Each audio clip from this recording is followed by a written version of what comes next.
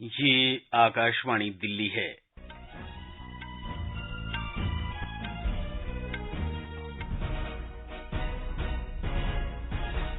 प्रधानमंत्री नरेंद्र मोदी कल सवेरे 11 बजे आकाशवाणी पर मन की बात कार्यक्रम में देश और विदेश के लोगों के साथ अपने विचार साझा करेंगे।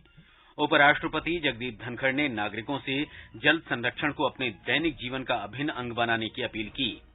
दिल्ली विश्वविद्यालय के school of open learning SOL के अंतर्गत मनोविज्ञान पाठ्यक्रम में प्रवेश की प्रक्रिया कल से शुरू होगी और दिल्ली की शिक्षा मंत्री आतिशी ने ब्रिटेन की अपनी यात्रा के दूसरे दिन आज लंदन के टोल गेट प्राइमरी स्कूल का दौरा किया।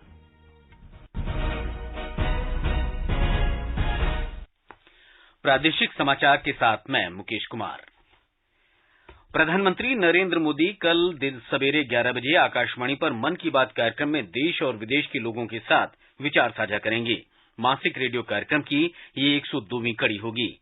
ये कार्यक्रम आकाशवाणी, दूरदर्शन और नरेंद्र मोदी मोबाइल ऐप के माध्यम से समूचे नेटवर्क पर प्रसारित किया जाएगा।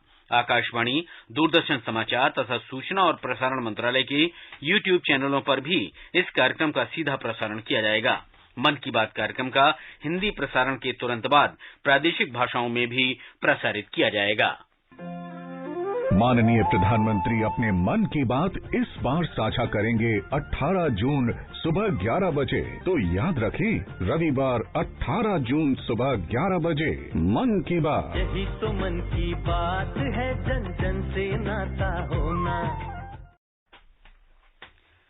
उपराष्ट्रपति जगदीप धनखड़ ने नागरिकों से जल संरक्षण को अपने दैनिक जीवन का अभिन्न अंग बनाने की अपील की है। वे आज नई दिल्ली में चौथे राष्ट्रीय जल पुरस्कार प्रदान करने के अवसर पर बोल रहे थे। श्री धनखड़ ने 3R रिड्यूस, रीयूज और रिसाइकिल के प्रति वचनबद्धता के माध्यम से तालाबों जैसे जल संचयन के पारंपरिक ढांचों को नया रूप देने का आह्वान किया है। उपराष्ट्रपति ने पंचायत, राज्य और राष्ट्रीय स्तर पर सभी जनप्रतिनिधियों से जल संरक्षण को प्राथमिकता देने का आह्वान किया है। हर नागरिक से मैं आह्वान करता हूं, and those who are before me in the extreme left, they are achievers, in the middle are executors, they play on front foot, they are contributing massively. ये बात मन में कर लीजिए, हर कोई जल बचा सकता है, बूंद बूंद कर सागर बना सकता है। दिल्ली विश्वविद्यालय के school of open learning SOL के अंतर्गत मनोविज्ञान पाठ्यक्रम में प्रवेश की प्रक्रिया कल से शुरू हो जाएगी। इस बारे में SOL की निदेशक प्रोफेसर पायल मागो ने बताया कि BA ऑनर्स मनोविज्ञान पाठ्यक्रम विद्यार्थियों को मनोविज्ञान के क्षेत्र में व्यापक शिक्षा प्रदान करेगा। पाठ्यक्रम की जानकारी देते हुए प्रोफेसर मागो ने बताया कि इस पाठ्यक्रम के अंतर्गत विद्यार्थियों को मानव मनोविज्ञान, व्यवहार और अनुभूति जैसे विषयों को पढ़ाया जाएगा। उन्होंने बताया कि इस पाठ्यक्रम के बाद विद्यार्थी सामाजिक मनोविज्ञान, संज्ञानात्मक मनोविज्ञान और असामान्य मनोविज्ञान जैसे मनोविज्ञान के विभिन्न क्षेत्रों में अपना भविष्य बना सकते हैं। प्रोफेसर मांगो ने बताया कि master of business administration MBA की दाखिला प्रक्रिया भी अगले महीने के अंत में शुरू हो जाएगी। उन्होंने बताया कि campus of open learning, school of open learning में MBA प्रोग्राम व्यावहारिक शिक्षा, प्रख्यात संकाय और उद्योग प्रासंगिक पाठ्यक्रम पर बल देने के लिए प्रसिद्ध है। विद्यार्थियों को भविष्य के बिजनेस लीडर बनने के लिए ये पाठ्यक्रम रणनीतिक प्रबंधन, उद्यमिता और बिजनेस एनालिटिक्स जैसे विषयों में मौलिक ज्ञान और कौशल प्रदान करता है। उन्होंने बताया कि दोनों पाठ्यक्रमों में दाखिला लेने के इच्छुक विद्यार्थी विश्वविद्यालय की पोर्टल या कैंपस ऑफ ओपन लर्निंग की वेबसाइट www.sol.du.ac.in पर आवेदन कर सकते हैं। दिल्ली की शिक्षा मंत्री आतिशी ने ब्रिटेन की यात्रा के लिए दूसरे दिन आज लंदन के टोलगेट प्राथमिक विद्यालय का दौरा किया। इस दौरान उन्होंने स्कूल के शिक्षा मॉडल को विस्तार से जाना और समझा। ये स्कूल लंदन में कम आय वाले लोगों और अलग अलग पृष्ठभूमि के बच्चों की पढ़ाई के लिए समर्पित है, जो उच्च गुणवत्ता वाली शिक्षा प्रदान करने के लिए जाना जाता है। शिक्षा मंत्री ने स्कूल दौरे के अपने अनुभवों को साझा करते हुए कहा, ये स्कूल शिक्षा प्रदान करने के लिए पारंपरिक तरीकों से अलग है। उन्होंने बताया कि स्कूल की शिक्षा पद्धति सामूहिक रूप से सीखने और सामाजिक शिक्षा को बढ़ावा देती है, जिससे बच्चों को उनके बहुमुखी विकास में मदद मिलती है। शिक्षा मंत्री ने बताया कि इस स्कूल में सबसे आकर्षक पहलू विद्यार्थियों की बेहतर शिक्षा के लिए राउंड टेबल्स का इस्तेमाल करना है, जिसके अंतर्गत विद्यार्थी एक समूह में बैठकर सीखते हैं। शिक्षा मंत्री ने कहा कि उनकी सरकार टोलगेट प्राइमरी स्कूल के अनूठे मॉडल से सीखकर दिल्ली नगर निगम के स्कूलों को नया रूप देगी। उन्होंने कहा कि दिल्ली के सरकारी स्कूलों की सफलता के बाद सरकार का ध्यान निगम के स्कूलों को विश्व स्तर का बनाना है। शिक्षा मंत्री आतिशी के साथ इस दौरे पर दिल्ली के शिक्षा सचिव अशोक कुमार और दिल्ली नगर निगम के शिक्षा निदेशक विकास त्रिपाठी भी मौजूद हैं। प्रादेशिक समाचार आप आकाशवाणी दिल्ली से सुन रहे हैं। ताजा समाचार जानने के लिए आप हमारी वेबसाइट newsonair.com पर लॉगिन कर सकते हैं। प्रादेशिक समाचार में आपका फिर स्वागत है। दिल्ली पुलिस द्वारा बाहरी दिल्ली के नरेला क्षेत्र में आज नशा मुक्त भारत पखवाड़ा कार्यक्रम का आयोजन किया गया। ये कार्यक्रम दिल्ली पुलिस के एंटी नारकोटिक्स टास्क फोर्स के समन्वय से आयोजित किया गया। कार्यक्रम का उद्देश्य लोगों को नशा मुक्त जीवन जीने और उन्हें एक बेहतर समाज के निर्माण में योगदान देने के लिए जागरूक करना था। इस अवसर पर दिल्ली पुलिस के बैंड ने अपनी धुनों की प्रस्तुति दी, जिसने लोगों का मन मोह लिया। समारोह में एक नुक्कड़ नाटक का भी प्रदर्शन किया गया, जिसने लोगों को नशा छोड़ने के लिए प्रेरित किया। इस अवसर पर बाहरी दिल्ली जिले के पुलिस वरिष्ठ अधिकारियों सहित बड़ी संख्या में नागरिक शामिल हुए। आगे बढ़ने से पहले मुख्य समाचार एक बार फिर। प्रधानमंत्री नरेंद्र मोदी कल सवेरे 11 बजे आकाशवाणी पर मन की बात कार्यक्रम में देश और विदेश के लोगों के साथ अपने विचार साझा करेंगे। उपराष्ट्रपति जगदीप धनखड़ ने नागरिकों से जल संरक्षण को अपने दैनिक जीवन का अभिन्न अंग बनाने की अपील की।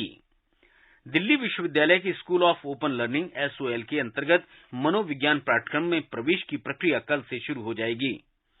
दिल्ली के शिक्षा मंत्री आतिशी ने ब्रिटेन की अपनी यात्रा के दूसरे दिन आज लंदन के टोलगेट प्राइमरी स्कूल का दौरा किया और दिल्ली पुलिस द्वारा बाहरी दिल्ली के नरेला क्षेत्र में आज नशा मुक्त भारत पखवाड़ा कार्यक्रम का आयोजन किया गया। प्रधानमंत्री नरेंद्र मोदी ने कहा है कि देश की गौरवशाली विरासत को पुनर्जीवित करने और सम्मान देने के लिए अनेक प्रयास किए गए हैं। इस पहल से युवाओं तथा भारतीय संस्कृति के बीच संबंध और गहरा हुआ है। श्री मोदी ने आज ट्वीट संदेश में कहा कि देशवासियों को भारत की समृद्ध तथा विविधतापूर्ण संस्कृति पर गर्व है। सरकार ने देश के तीर्थ स्थलों और आस्था के केंद्रों को फिर से जीवंत करने के लिए बहुत से उपाय किए हैं। योजनाबद्ध तरीके तथा प्राथमिकता के आधार पर बौद्ध circuit, Krishna circuit, Ramayana circuit, सूफी सर्किट और जनजातीय सर्किट सहित देश में 15 सर्किटों के विकास के लिए स्वदेश दर्शन योजना को स्वीकृति दी गई है। सरकार ने भारत की समृद्ध सांस्कृतिक विरासत को प्रदर्शित करने के उद्देश्य से भारत गौरव रेलगाड़ियों की शुरुआत भी की है। प्रधानमंत्री नरेंद्र मोदी ने बौद्ध संस्कृति और भगवान बुद्ध से जुड़े स्थलों को बढ़ावा देने और संरक्षित करने के लिए कई प्रयास किए हैं। आदिवासी हस्तशिल्प, संस्कृति, परंपराओं और भोजन को प्रदर्शित करने के लिए राष्ट्रीय जनजातीय कार्यक्रम आदि महोत्सव भी शुरू किया गया था। राष्ट्रपति द्रौपदी मुर्मू ने वायुसेना कर्मियों से रक्षा तैयारियों में व्यापक दृष्टिकोण अपनाने को कहा है। उन्होंने वायुसेना से अपने आदर्श वाक्य से प्रेरणा लेते हुए राष्ट्र की अपेक्षाओं के अनुरूप प्रदर्शन करने को कहा। राष्ट्रपति ने आज वायुसेना अकादमी में फ्लाइंग ब्रांच और ग्राउंड ड्यूटी ब्रांच में प्रशिक्षण पूरा करने वाले अधिकारियों को विंग्स और ब्रेवेट्स प्रदान किए। इस अवसर पर संयुक्त दीक्षांत परेड के निरीक्षण के बाद राष्ट्रपति ने नौसेना तटरक्षक बल और वियतनाम के 2 अधिकारियों को भी विंग्स प्रदान किए।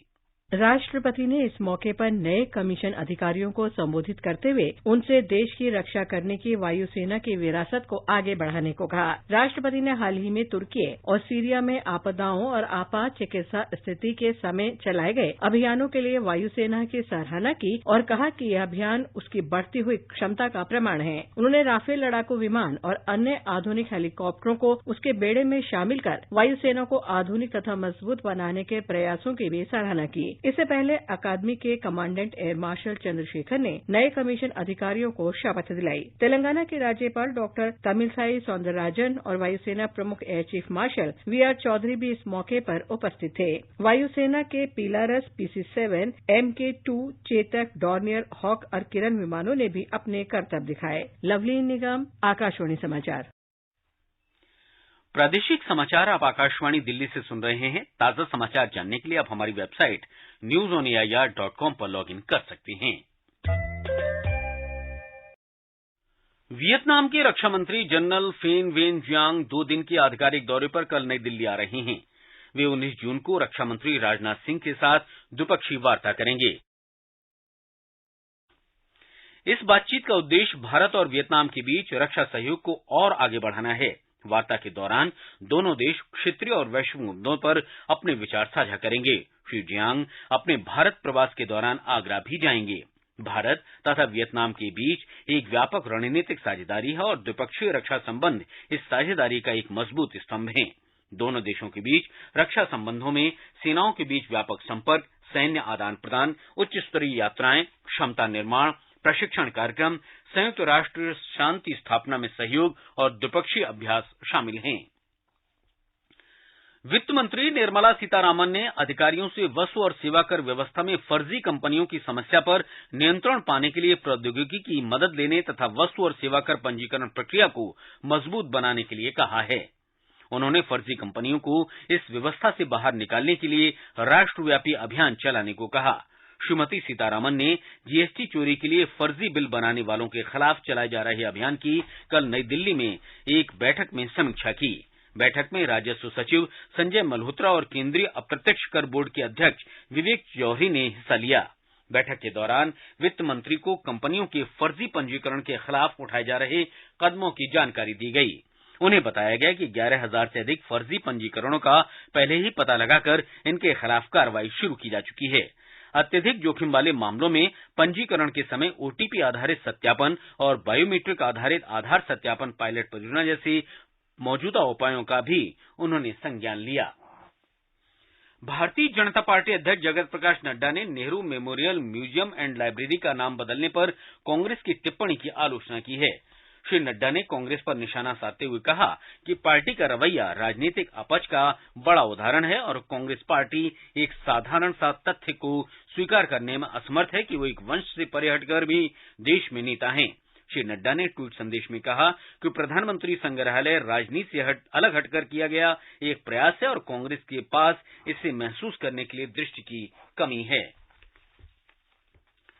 राष्ट्रीय सुरक्षा सलाहकार अजीत डोभाल ने बढ़ती वैश्विक प्रतिस्पर्धा को देखते हुए कुशल जनशक्ति तैयार करने और तकनीकी नवाचार पर बल दिया है। उन्होंने कहा कि उच्च मनोबल और प्रतिबद्धता जन संसाधन देश की बड़ी ताकत है। श्री डोभाल आज नई दिल्ली में नेताजी सुभाष चंद्र बोस स्मृति व्याख्यान को संबोधित कर रहे थे। स्वतंत्रता संग्राम में नेताजी के योगदान को याद करते हुए उन्होंने कहा कि सुभाष चंद्र बोस की विरासत असाधारण है। साहस और दृढ़ता उनकी ऐसी 2 विशेषताएं थीं जिनकी किसी से तुलना नहीं की जा सकती। नेताजी की विरासत को जन जन तक पहुंचाने के लिए सरकार द्वारा किए जा रहे विभिन्न उपायों का उल्लेख करते हुए श्री डोभाल ने कहा कि इंडिया गेट पर सुभाष चंद्र बोस की प्रतिमा एक असाधारण पहल है। जम्मू कश्मीर में श्री अमरनाथ जी श्राइन बोर्ड ने तीर्थयात्रियों के लिए हेलीकॉप्टर टिकट बुक करने के लिए एक ऑनलाइन सेवा शुरू कर दी है। ये यात्रा 1 जुलाई से शुरू हो रही है। टिकट बुकिंग बोर्ड की आधिकारिक वेबसाइट के जरिए की जा सकती है। राजधानी में आज शाम हुई बारिश से लोगों को उमस भरी गर्मी से थोड़ी राहत मिली। बारिश होने से मौसम सुहावना हो गया। दिल्ली में आज का अधिकतम तापमान 39.2 डिग्री सेल्सियस रिकॉर्ड किया गया, वहीं न्यूनतम तापमान 27.6 डिग्री सेल्सियस दर्ज किया गया। सात्विक साईराज रंकीरेड्डी और चिराग शेट्टी की जोड़ी ने इंडोनेशिया ओपन बैडमिंटन टूर्नामेंट के पुरुष डबल्स फाइनल में जगह बना ली है। सेमीफाइनल में सात्विक और चिराग ने कोरिया के मिन ह्यू कांग और सेइंग जे सो की जोड़ी को पराजित किया। इस बीच पुरुष सिंगल्स में एचएस प्रणय का अभियान सेमीफाइनल में हार के साथ समाप्त हो गया। अंत में मुख्य समाचार एक बार फिर। प्रधानमंत्री नरेंद्र मोदी कल सवेरे 11 बजे आकाशवाणी पर मन की बात कार्यक्रम में देश विदेश के लोगों के साथ अपने विचार साझा करेंगे। उपराष्ट्रपति जगदीप धनखड़ ने नागरिकों से जल संरक्षण को अपने दैनिक जीवन का अभिन्न अंग बनाने की अपील की। दिल्ली विश्वविद्यालय के school of open learning SOL के अंतर्गत मनोविज्ञान पाठ्यक्रम में प्रवेश की प्रक्रिया कल से शुरू होगी। दिल्ली की शिक्षा मंत्री आतिशी ने ब्रिटेन की अपनी यात्रा के दूसरे दिन आज लंदन के टोल गेट प्राइमरी स्कूल का दौरा किया और दिल्ली पुलिस ने बाहरी दिल्ली के नरेला क्षेत्र में आज नशा मुक्ति भारत पखवाड़ा कार्यक्रम का आयोजन किया। इसके साथ ही प्रादेशिक समाचार बुलेटिन समाप्त हुआ। नमस्कार।